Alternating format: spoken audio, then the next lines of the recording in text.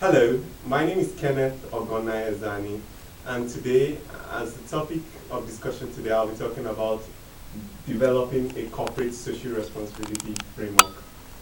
Corporate social responsibility from now on is what I will refer to as CSR. Now, I'll go on to the definitions of CSR. Now, the European Commission defines CSR as a concept whereby companies decide voluntarily to contribute to a better society and a cleaner environment. Marlene Baker went on to say that CSR is about how companies manage the business process to produce overall positive impact on the environment and the society.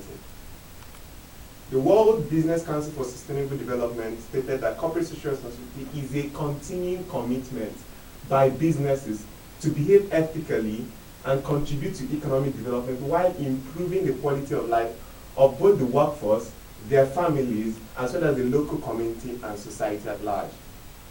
Now, corporate social responsibility is a very dicey issue, and it's brought about a lot of debates. So I'm going to talk about the debate about corporate social responsibility. To start with, there is a school of thought that I will refer to as Friedman and his followers. Milton Friedman, the Nobel Prize winner in economics, stated in his 1970 editorial in the New York Times that there is one and only one social responsibility of business, and that is to use its resources to engage in activities that are designed to increase its level of profit, so long as it remains in the line among the rules of the game. That is to say, it does not constitute deception or fraud.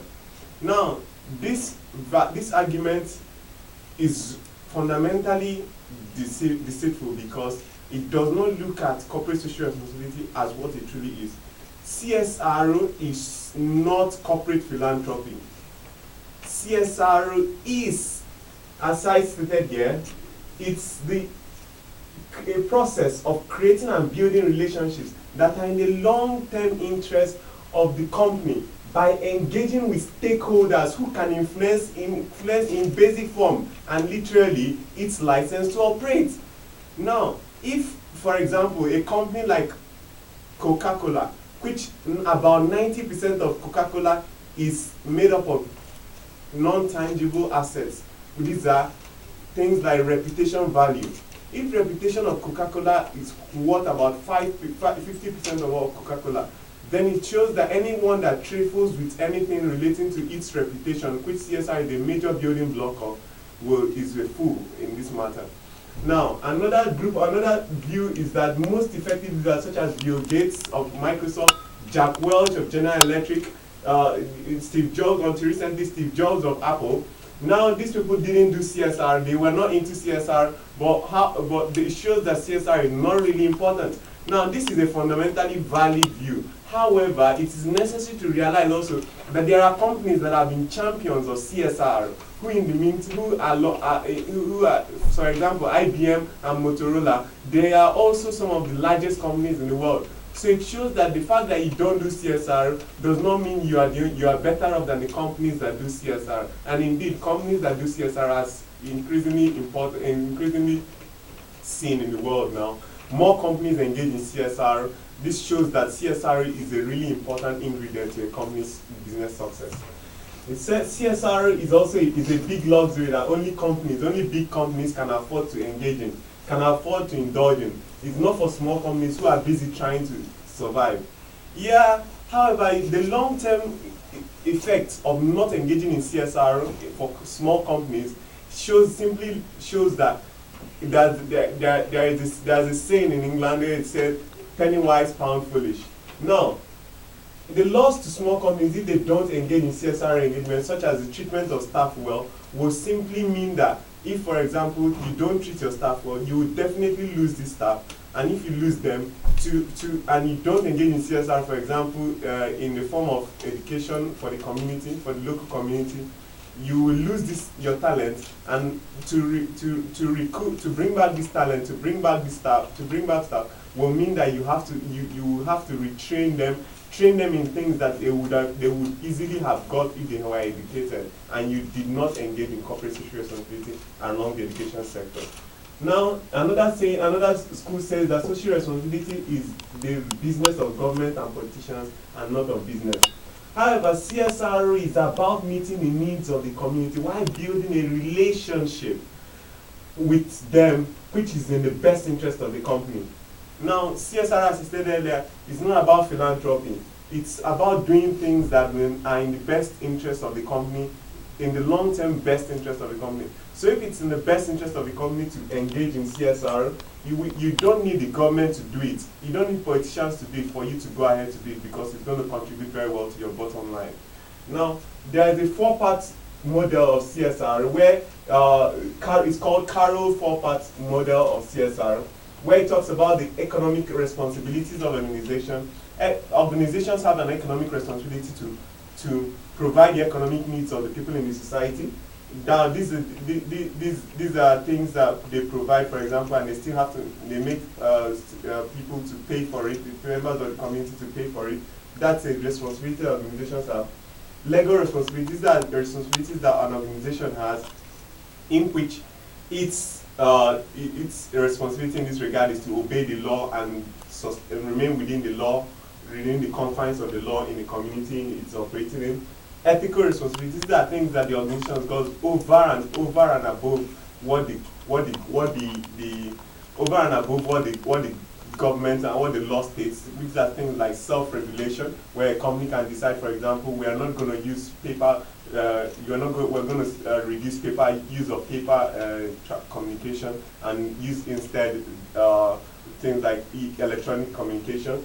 Now there's philanthropic responsibilities. Organizations also have philanthropic responsibilities to the community in which they operate in, to partner with them to develop some of the resources, some of the things and needs of these communities.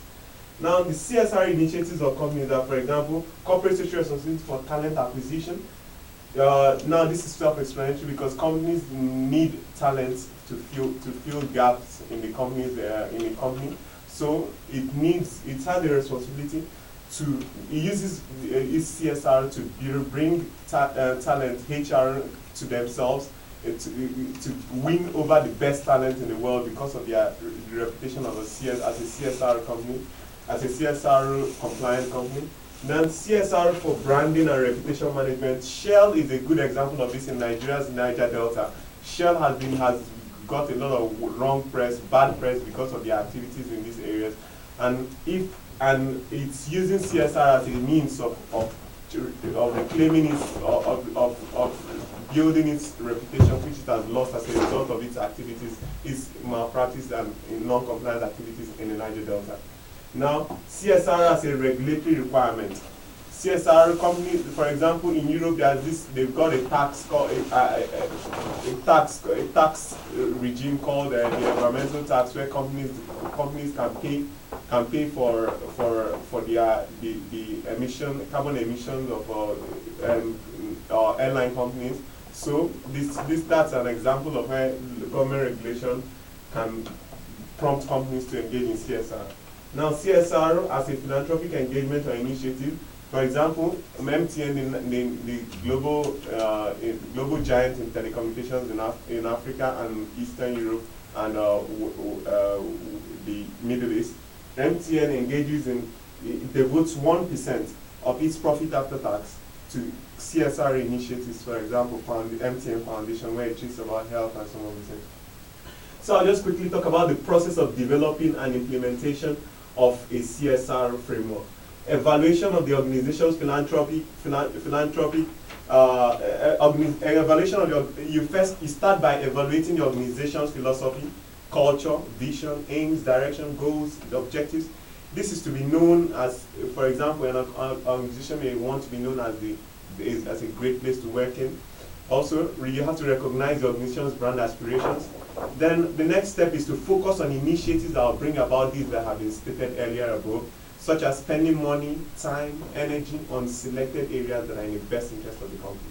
Now, I believe in this short presentation I've discussed some of the issues about CSR and its implementation framework. Thank you. I'll be available to for any questions.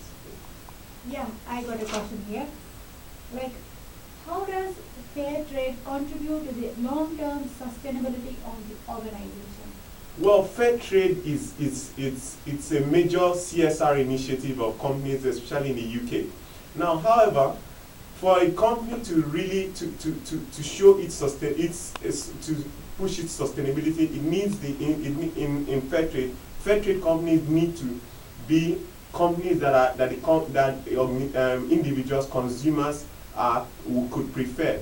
For example, if a company can if a company, a CSR, a company that engages in fair trade, one of the fair trade companies like Cadbury, can pay a lot higher for the cocoa which it buys from a Ghanaian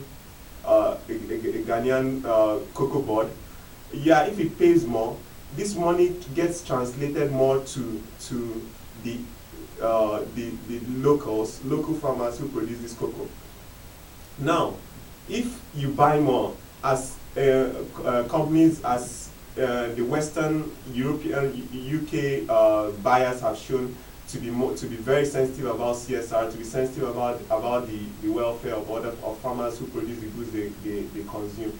So CSR is really important to these companies because as these individuals are getting increasingly sensitive, it is shown that more people are buying, more people prefer cocoa, prefer coffee, prefer tea of fair trade companies to that of non-fair trade compliant companies. So with this in mind, it shows that CSR of these companies have actually brought in more business to companies that are fair trade compliant than to those that are not.